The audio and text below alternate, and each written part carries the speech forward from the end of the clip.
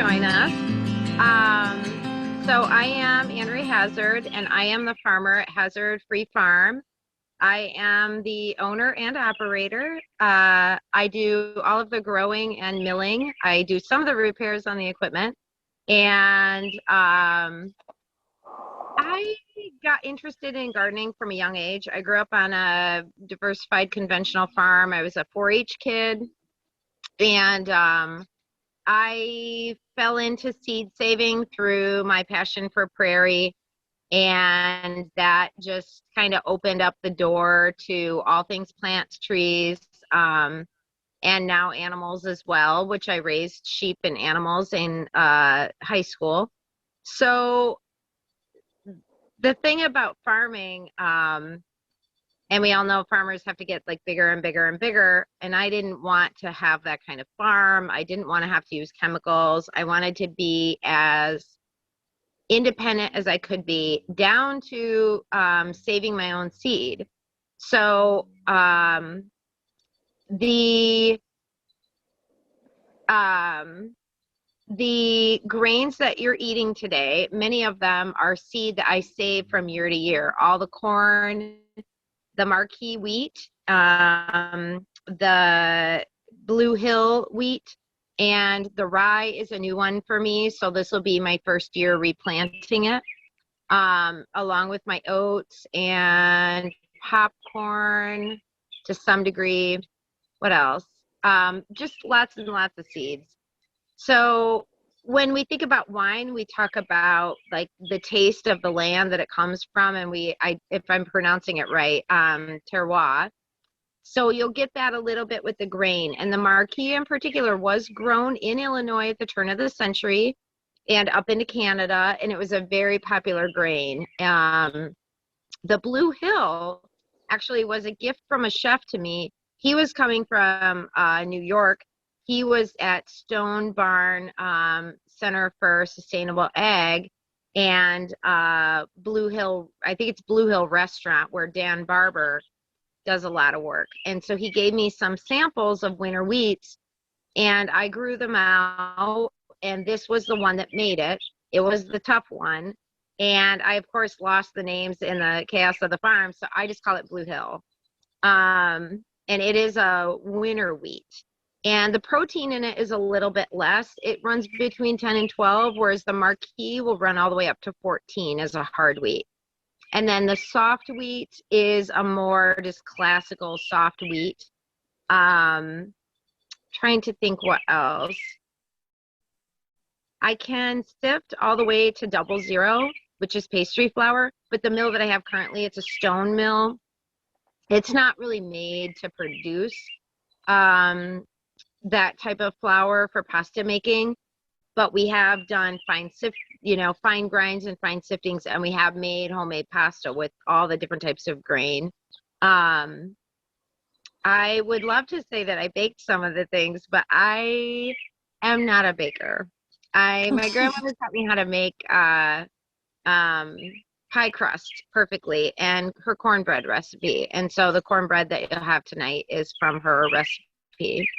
In terms of the rest of the farm, no chemical use, using a lot of older equipment as I'm getting up and running, which is kind of crazy to say because I've been farming for 13 years, but it takes time and a lot of capital and money to do this type of agriculture. So does anybody have any questions?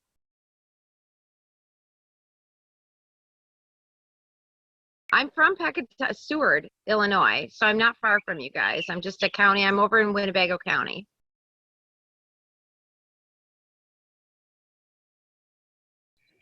It is small. It's right now about 25 acres. The goal long term is intensive rotational grazing with the animals, and then with the grain all in there as well.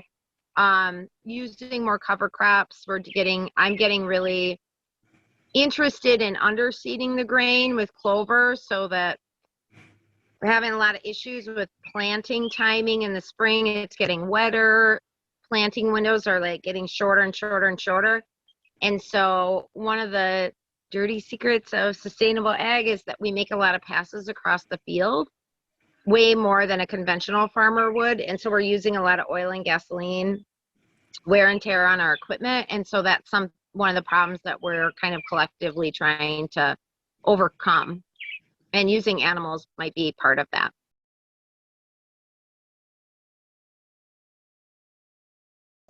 We're currently raising cattle. We are doing something a little bit different. We're doing mainly jerseys. The quality of the meat is better, and they're a little bit smaller. My husband works in town, and so I end up being the one that's dealing with the animals, and I'm kind of a squirt. So I don't want any of the animals like too big. So yeah, there's no like 2,000-pound cattle around here. Trying to keep them a little smaller. Oh, and sheep and hogs, and we do like Burke mixes and Burks, and then we do coon, which is a pig from New Zealand that was kind of not indigenous to New Zealand, but evolved in New Zealand, and it's a grazing pig. It has a real short snout, and it doesn't root very much, and it's a lard pig. So if you are a homesteader, all that lard comes in really handy for all your cooking and your baking and your soap making. And so those are the pigs. And then we have some chickens, but my thing with the chickens is I'm working on breeding hens that will set on their eggs and then rear young and do a good job of it. And they're kind of free range. They're free range essentially. So yeah. And the sheep are, I call them Triple Crown. They're mutt sheep, but they're bred for meat production, milk production, easy lambing, and staple length in the wool, so that the wool is of nice quality to use for all sorts of crafts or whatever you may want to do with it. Yeah, the largest tractor we have right now is a 50 horsepower. It's a John Deere 2010. And then, but the smaller ones I'm using, like John Deere 40s, I use a 530 quite a bit. Heavy on John Deere. My husband is not a John Deere person, though. He is more of a, oh golly, now I'm not, it's International. He grew up on International. So we have a mix of different types of equipment. And I personally am kind of a fan of Alice Chalmers. I am collecting Alice Chalmers combines and then working on them and getting them tuned up to be able to do these different grains, because they're all a little bit different sized. The corn actually is picked by my brother, so that works pretty well. He's got a modern combine. But in terms of the small grains, my lots are so small, it makes it really hard to use the larger machinery, because we need to clean everything out in between. And so, and then the other thing the farm has recently moved into is seed production. So I'm really excited. That's going to kind of be a slow rollout, but I've been working on some new varieties of corn. And I got my seed broker's license for Illinois, so I will be able to broker my seed now as well.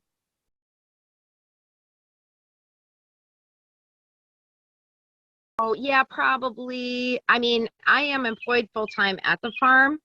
I'm not making a living wage at it yet, but you know, in terms of that, yeah. But yeah, I suppose so. In terms of acreage, yes. We're on a property that my parents bought in the 70s. I'm actually split between two farms right now. I have my main operation is at the home place where all the infrastructure is. And I have my mill set up there and all my storage space and cleaning.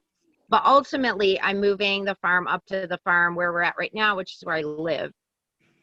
But this farm hasn't been updated since the early 1900s, and the barn is no longer. And so it needs, I don't know, maybe $500,000 in buildings. I put up the first building recently. It's a small milling shed.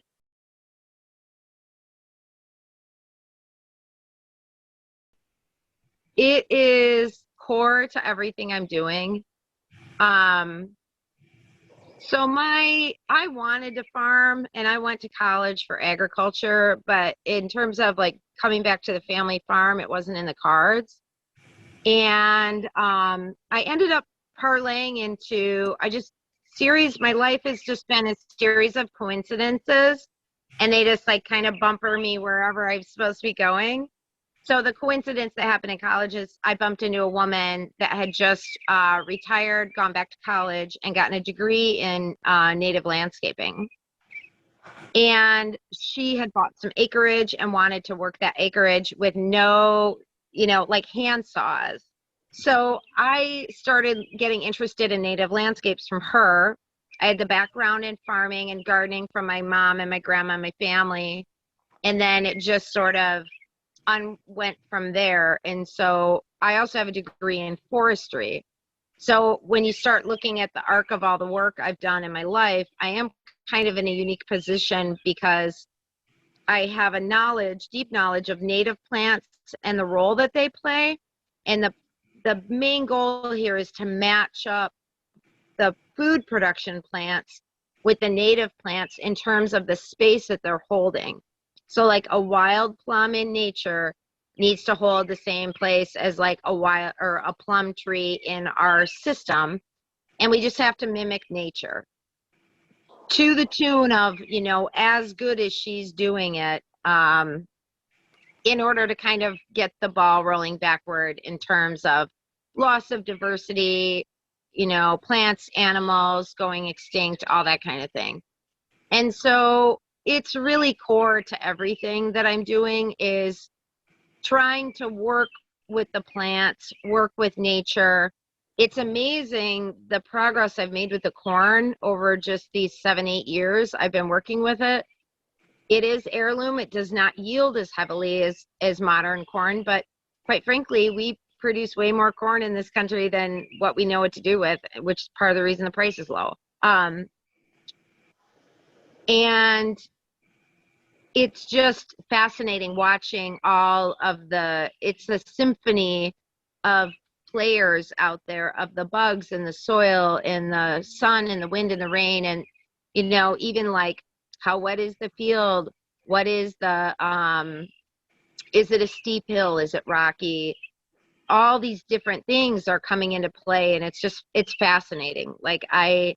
It is more challenging most days than I would prefer, but I am just enamored with learning about how it all works together.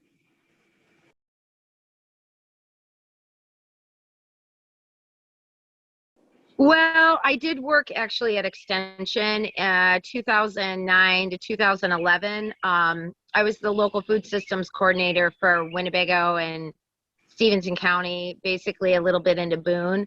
And thank you. And I do educational stuff. So yeah, that job really got me able to speak in public. So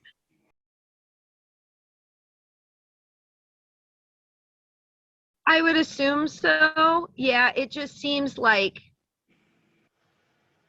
I wish I could be alive for like maybe 500 years to really see the change, because our lives ultimately are so short. When we're children, we're like distracted, not paying attention.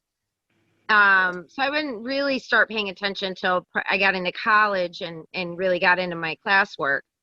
So I've only been paying attention like 25 years or so, but it definitely seems like there's just less days where we can get into the field. And, it's just a pressure on everyone. And it doesn't matter whether you're conventional or organic, it's becoming a real issue. And so getting our planting down to like 1 or 2 passes is really where we need to go. And it seems like there's going to be more opportunities in the coming years. I think we're seeing a lot of divestment in oil and gas and investment into renewable energy and figuring out how to do the carbon thing. And so I'm very hopeful that money will flow from wherever to help us solve a bunch of these problems. Yeah, it was a very scary spring because it didn't rain for 6 weeks. And I normally plant a lot of seed crop to grow out different varieties that I'm maintaining for my corn. And I didn't plant this year.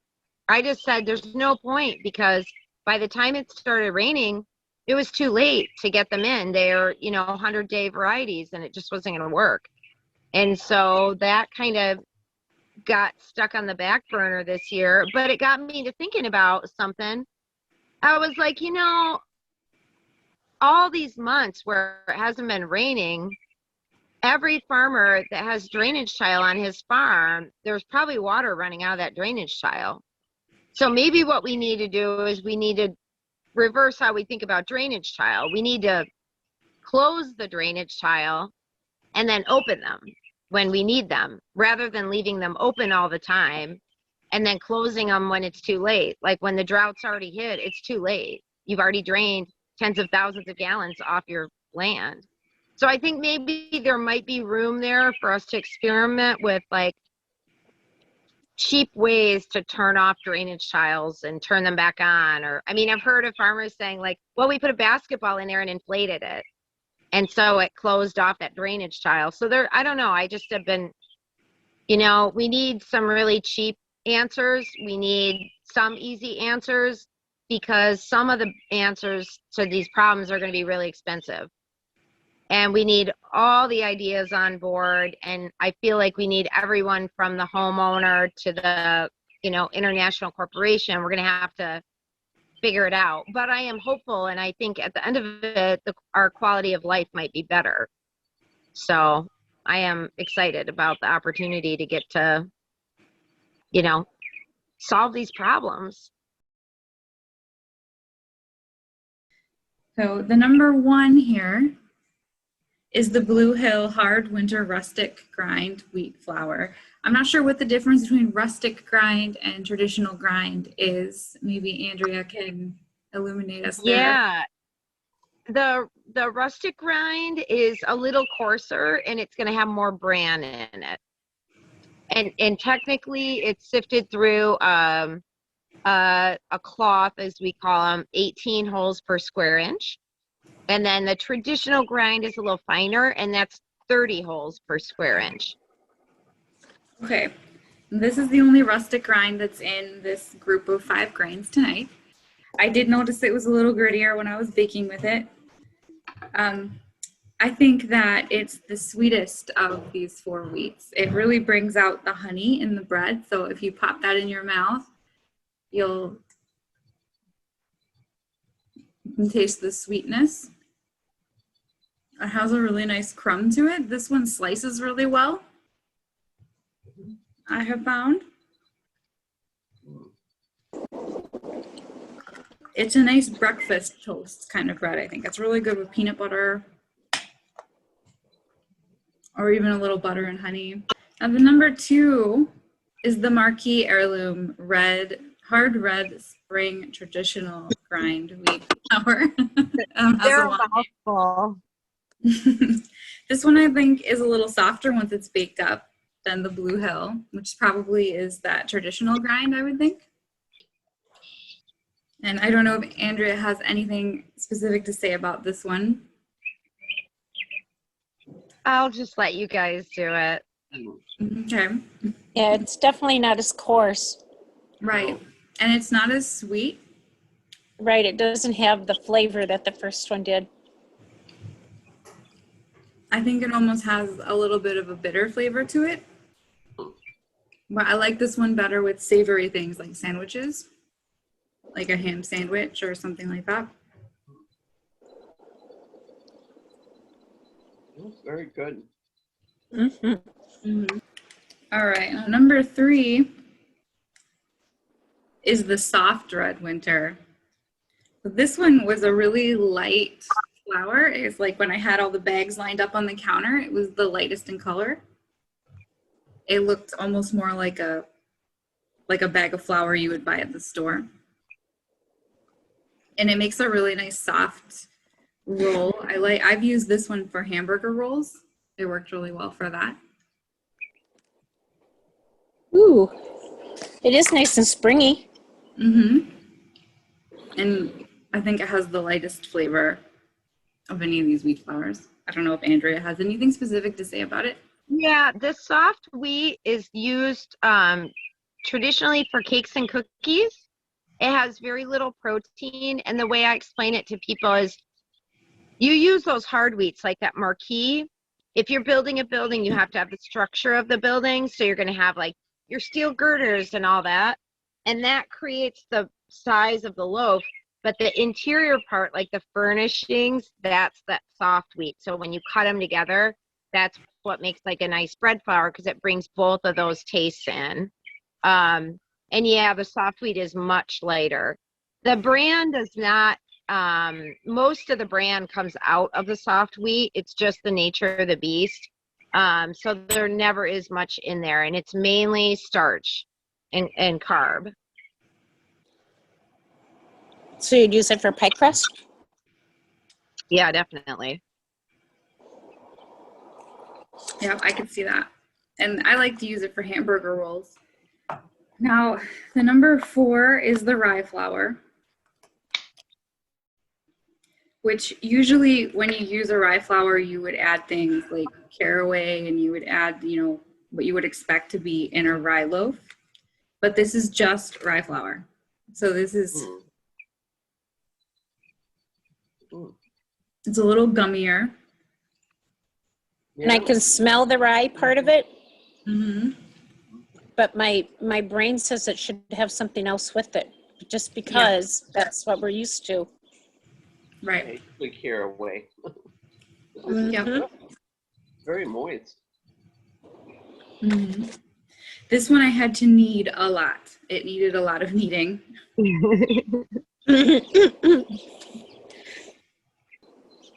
And I've also made rye pretzels with this, Ooh. Ooh, that sounds good.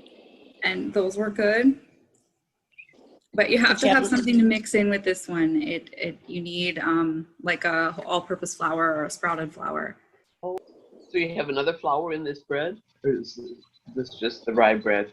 Or rye There is a sprouted flour in there Okay. to get that gluten content up, so that it'll, you know, stretch, and so the structure of the bread will be there. Okay. But that's what a rye flour tastes like on its own. Andrea, did you have anything to say about the rye? No, but I really like growing it. It's just a beautiful plant. It's really tough. It's very stately. It can stand its own ground. It's just a beautiful plant to grow. And it was really easy to clean and combine. And so that's like a little different. Everything else that is kind of fussy. You have to fuss around with the settings on the combine, and the rye just like went right through. It was just beautiful. All right. And the number 5 is the cornbread. I made little cornbread muffins. Aww. Cute. So this is a mix that Andrea sells. Mm. I assume it's a blend of different corns. Mm. Oh my gosh, that's good. You'll see the different colors. Mm.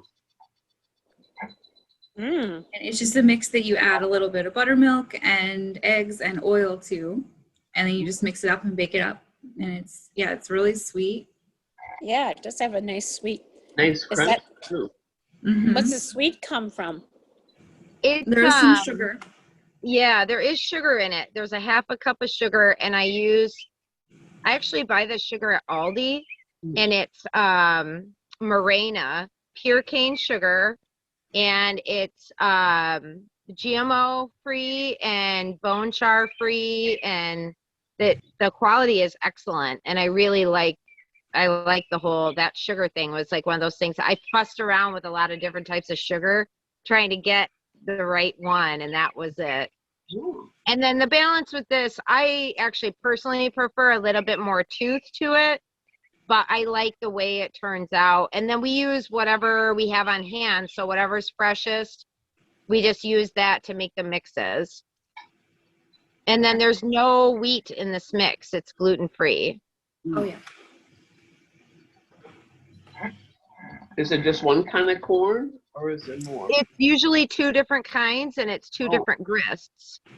So it's a cup and a half of a fine grind, and then a half a cup of a coarse grind. So it gives you that little bit of grit and tooth. Basically, think like grits or polenta. That's the other half cup, and then a half cup of sugar. A teaspoon of, a teaspoon of baking powder, half teaspoon of baking soda, half teaspoon of salt. So super simple little recipe. So is that all in the mix? Yep, that's all in it. And you just then add the eggs and oil and water or buttermilk? You can use milk or buttermilk. Some people are using applesauce and things like that if they're dairy free.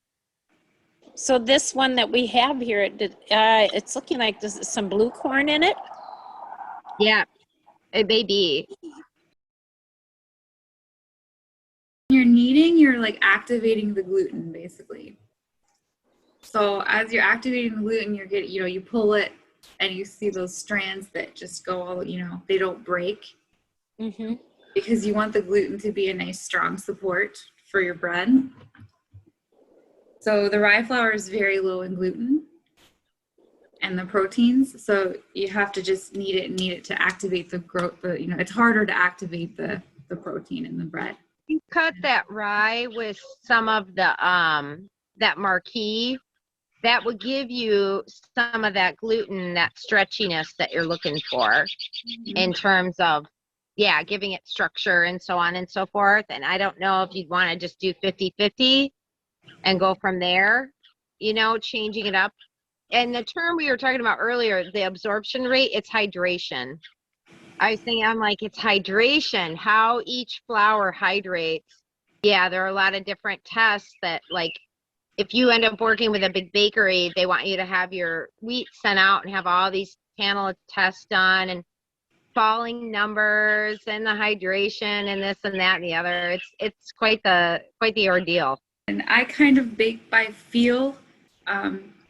You're usually the recipe that I used for these rolls, it called for 2 cups of water. I got the recipe from Erin Kaiser, who's on here. Thank you, Erin. And it has 2 cups of water, which is a lot of water for a bread recipe, which is why I think it works so well for these flours, because they do require more hydration.